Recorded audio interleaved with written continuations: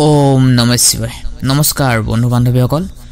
আপুনি যদি মীন ৰাশিৰ জাতক জাতিকা হয় তেন্তে এই ভিডিঅটো আপোনাৰ বাবে বিশেষ গুৰুত্বপূৰ্ণ হ'বলৈ গৈ আছে 2025 চনত মাৰ্চ মাহত আপোনাৰ ভাগ্য কিদৰে পৰিৱৰ্তন হ'ব কৰ্মক্ষেত্ৰত ধন সম্পত্তি প্ৰেম সম্পৰ্ক স্বাস্থ্য আপোনাৰ ৰাশি চক্ৰ অনুসৰি শুভ অশুভ ঘটনাসমূহ আমি এই ভিডিঅটোত বিশ্লেষণ কৰিম সকলোবোৰ থাকিব এই ভিডিঅটোত যদি আপুনি মীন ৰাশি হয় তেনেহলে এই ভিডিঅটো স্পেশাল আপোনাৰ বাবে মাৰ্চ মাহৰ ৰাশিফল অনুসৰি মীন ৰাশিৰ জাতক জাতিকা সকলে মাহটো 12 পৰা 19 তাৰিখলৈ নিজৰ মাজত মনৰ মাজত আত্মবিশ্বাস বাঢ়িব কঠিন পৰিস্থিতিত ধৈৰ্য আৰু সাহসৰে কাম কৰিবলৈ পাৰিব এই মাহটোৰ প্ৰথম সপ্তাহটোত অৰ্থনৈতিক চাপ থাকিব পাৰে ডাঙৰ সিদ্ধান্ত নিজেই তৎক্ষণাত নকৰিব ডাঙৰৰ পৰামৰ্শ লৈ আগবাঢ়ি যোৱাটো খুবেই দৰকাৰ বৃহস্পতি দেৱক প্ৰসন্ন কৰিবলৈ বৃহস্পতিবাৰে হালধীয়া বস্তু পৰিধান কৰক প্ৰতিদিনে শিৱ মন্দিৰত গৈ জল অৰ্পণ কৰক মানসিক শান্তিৰ বাবে ওম নমঃ শিৱায় মন্ত্ৰ জপ কৰক আপোনাৰ শুভ আৰু অশুভ দিন হৈছে 5 11 18 আৰু 26 মাৰ্চ আৰু অশুভ দিন হৈছে 7 15 22 মাৰ্চ এই মাহত নতুন ঠাইলৈ যাত্ৰা কৰাৰ সম্ভাৱনা আছে কৰ্ম সংস্থাপনৰ ব্যৱসায়ৰ বাবে বিশেষ বিদেশত যোৱাৰ সুযোগ আহিব পৰিয়ালৰ সৈতে এক আনন্দ ভ্ৰমণৰ যোগ আছে আগতে যাত্ৰাৰ আগতে যদি আপুনি হনুমান চালিসা পাঠ কৰে যাত্ৰা আপোনাৰ শুভ হ'ব যদি আপুনি হনুমানৰ অত্যন্ত প্ৰিয় হয় ভক্তি মনেৰে কমেন্ট বক্সত হনুমান জিৰ নাম স্মৰণ কৰক আমি এবাৰ জানিলো আহকচোন বন্ধু বান্ধৱীসকল মাৰ্চ মাহটোত আপোনাৰ স্বাস্থ্য কেনে ধৰণে পাৰ হয় মীন ৰাশিৰ জাতক জাতিকা সকলৰ বাবে এই মাহটো স্বাস্থ্যৰ দিশত কিছু চেলেঞ্জ আহিব পাৰে যেনে ধৰণে গেষ্ট্ৰিক পেটৰ সমস্যা আৰু এনেকুৱা ধৰণৰ সমস্যা বৃদ্ধি পাব পাৰে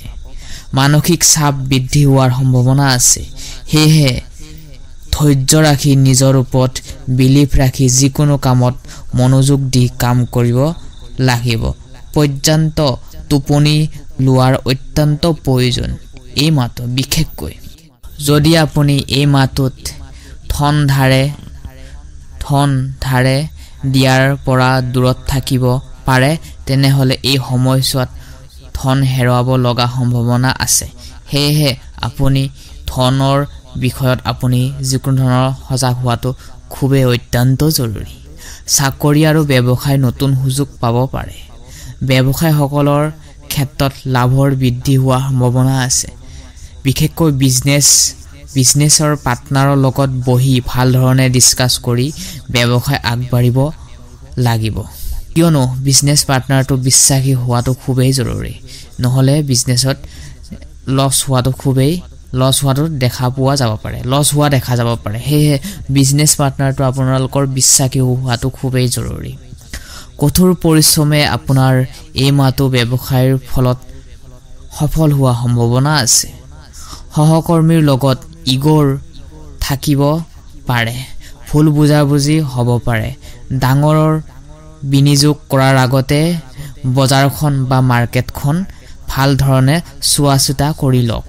যাতে ব্যৱসায়ত আপোনাৰ নষ্ট নহয় লোকচান হ'বলগীয়া নহয় আপোনাৰ সেয়ে যিকোনো ব্যৱসায়ৰ ক্ষেত্ৰত কাম কৰিব লাগাৰ আগতে আপুনি মাৰ্কেটখন চোৱাৰ খুবেই জৰুৰী আছে ইয়াৰ আগতে আপোনালোকক এটা অনুৰোধ জনাব বিচাৰিছো যদি আপোনালোক আমাৰ ইউটিউব চেনেলটিলৈ পোন প্ৰথমবাৰৰ বাবে আহিছে তেনেহলে চেনেলটি সাবস্ক্ৰাইব কৰি থবলৈ একেবাৰে নাপাহৰিব আপোনাৰ এটা সাবস্ক্ৰাইবাৰে এটা লাইকে আমাক ভিডিও বনাবলৈ উৎসাহিত কৰে নতুন কন্টেন্ট হেহে ভিডিওটো যদি ভাল পায় তেনেহলে সাবস্ক্ৰাইব কৰি থবলৈ একেবাৰে নাপাহৰিব যদি সাবস্ক্ৰাইব কৰি থৈ দিছে ইতিমধ্যে ধন্যবাদ জনাইছো আমাৰ ইউটিউব চেনেলৰ পৰা আপোনালোকক এবাৰ আহকচোন আমি জানিলো প্ৰেম সম্পৰ্ক অৰ্থাৎ লাভ ৰিলেশনশিপ কেনেদৰে পাৰ হয় কি ক্ষেত্ৰত আপুনি সাৱধান হ'ব লাগিব যিসকল আনমেৰিড আছে এই মাৰ্চ মাহত এক বিশেষ সময় হ'ব যিসকলে প্ৰেমত সন্ধানত আছে তেওঁলোকৰ বাবে শুভ সময় আহিব কিন্তু ধৈৰ্য ধৰাটো খুবেই দৰকাৰ মেৰিড লাইফ বিবাহিত লোকসকলৰ মাজত কেতিয়াবা ভুল বুজাবুজি হলে ধৈৰ্য ধৰিব লাগিব সমস্যা সমাধান কৰিবলৈ হেহে সন্দেহ আৰু ইগৰ কাৰণে যিকোনো এটা সম্পৰ্ক নষ্ট হ'ব পাৰে হেহে সতৰ্ক হোৱাটো খুবেই দৰকাৰ প্ৰিয় দৰ্শক যিসকলে বিয়া হোৱা নাই তেওঁলোকৰ ঘৰৰ পৰিয়ালৰ বা মা দেউতাৰ যত্ন লোৱাটো খুবেই দৰকাৰ ঘৰৰ পৰিয়ালৰ গুৰুত্ব লোৱাটো খুবেই দৰকাৰ পৰিয়ালৰ সৈতে সময় কটালে সম্পৰ্ক আগতকৈ মজবুত হ'ব স্বামী স্ত্ৰীৰ মাজত সম্পৰ্ক আগতকৈ মজবুত হোৱা দেখা গৈছে যদি কিবা কাৰণত ভুল বুজাবুজি হৈছিল তেনেহলে ভাল কৰিবলৈ চেষ্টা কৰক সম্পৰ্কটো ইজনে সিজনৰ কাৰণে সময় উলিয়াওক সময় বহুত মূল্যৱান হেহে জীৱন সংগীত আপুনি ইজনে সিজনে সাপোৰ্ট কৰা আৰু সময় দিয়াটো খুবেই অত্যন্ত জৰুৰী কিবা উপহাৰ দিয়াটো জৰুৰী আপোনাৰ চিন্তা আৰু কামৰ জৰিয়তে আপুনি সমাজত সন্মান লাভ কৰিব পাৰিব হেহে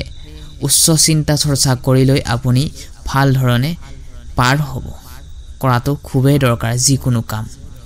এই মাহটোত মীন ৰাশিৰ লোকসকলৰ বাবে মাৰ্চ মাহটোত ধনৰ দিশত উন্নতি সাধন হ'ব এই মাহত বিশেষকৈ দ্বিতীয় সপ্তাহত প্ৰেমৰ ক্ষেত্ৰত ধৈৰ্য ধৰি আগবাঢ়িব লাগিব আলোচনা আৰু বিশ্বাসৰ যোগেদি আগবাঢ়িব লাগিব প্ৰেমৰ সম্পৰ্কত লাভ ৰিলেশ্যনশ্বিপৰ সম্পৰ্কত যদি আপুনি নতুন সম্পৰ্কত বিচাৰিছে অপেক্ষা কৰিব লাগিব নিয়মিতভাৱে ব্যায়াম কৰক পাৰিলে বাহিৰা খাদ্যৰ পৰা দূৰত থাকক আৰু যিমান কষ্ট কৰে সিমান সময় আপুনি পৰ্যাপ্ত টোপনি লওক নিজৰ স্বাস্থ্যৰ প্ৰতি যত্ন লওক মাৰ্চ মাহৰ দ্বিতীয়টো সপ্তাহৰ পৰা স্বাস্থ্যৰ প্ৰতি ধ্যান লওক কাৰণ স্বাস্থ্যটো আপোনাৰ হয় বেলেগৰ নহয় স্বাস্থ্য ভালে থাকিলে আমাৰ মনবোৰ ভালে থাকে মনবোৰ ভাল থাকিলে স্বাস্থ্য অটোমেটিক ভাল থাকে মাৰ্চ মাহৰ তৃতীয় সপ্তাহত সময়ছোৱাত জীৱনৰ লগত জড়িত বহুতো গুৰুত্বপূৰ্ণ তথ্য আপুনি লাভ কৰিবলৈ পাৰিব আৰু বিশেষকৈ ছাত্ৰ-ছাত্ৰীসকলৰ মনোযোগ দিয়াটো খুবেই দৰকাৰ নিজৰ পঢ়া-শুনাৰ ক্ষেত্ৰত এই মাহটোত যিকোনো কঠিন পৰিস্থিতি আহিলেও ধৈৰ্য ৰাখি আগবাঢ়িব লাগিব কিয়নো জীৱনটো নিজৰ হয় হেহে নিজক বিশ্বাস কৰি আগুৱাবই লাগিব সঠিক সময়ত সঠিক সিদ্ধান্ত ললেহে জীৱনত উন্নতি হ'ব পাৰিব প্ৰিয় দৰ্শক আপোনাৰ লগতে আপোনাৰ পৰিয়ালৰ প্ৰতিটো সদস্যলৈ এই মাৰ্চ মাহত ভালধৰণে পাৰ হওক তাৰে কামনা কৰি আজি ভিডিঅ'টোৰ পৰা আমি বিদায় মাগিছো আকৌ নতুন ভিডিঅ'ত আপোনালোকক